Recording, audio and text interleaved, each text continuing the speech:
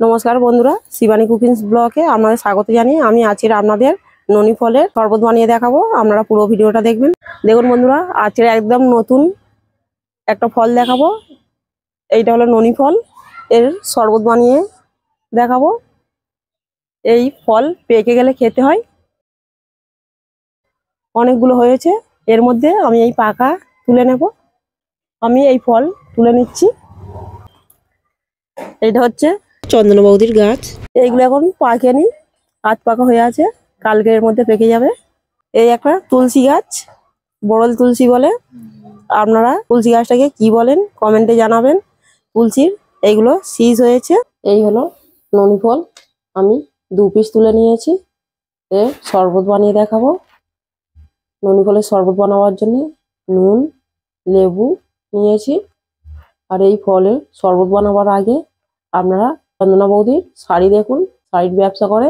দেখুন বন্ধুরা, এই চন্দনা বৌদির বাড়ি, শাড়ি বিক্রি হয়, শাড়ি, নাইটি, ব্লাউজ, জামা বিক্রি হয়। কতগুলো বলখোলা মাঠে নেমে বিবেকানন্দ স্পোর্টিং ক্লাব, এইখানে এলে চন্দনা বৌদির বাড়ি বললে সব দেখিয়ে দেবে। নতুনত্ব শাড়ি আছে।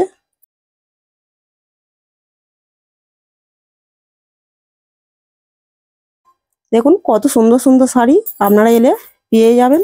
আপনারা ভাবছেন বেশি দাম, কিন্তু বেশি দাম নয়। এলে আপনারা চন্দনা বৌদির সাথে কথা বলে নিয়ে নিতে পারেন।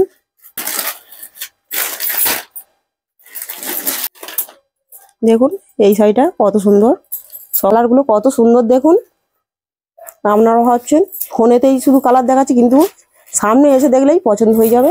আপনারা এসেই নিজেরাই পছন্দ করে নিতে পারেন। দেখুন কত শাড়ি, ঘর ভর্তি শাড়ি। আপনার প্রচুর নাইটি আছে, অনেক আছে, আপনারা এসে নিজেরা দেখে নিতে পারেন।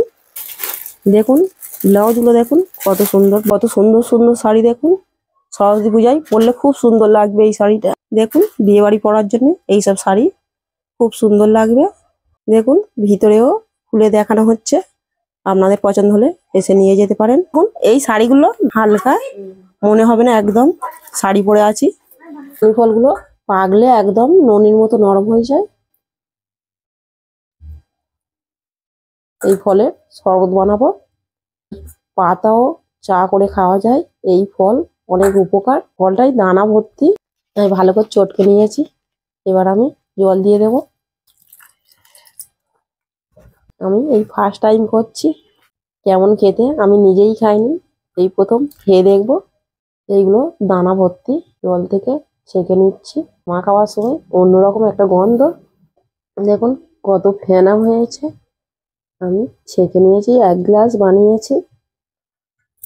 আমি এবার অল্প করে নুন দিয়ে দিচ্ছি।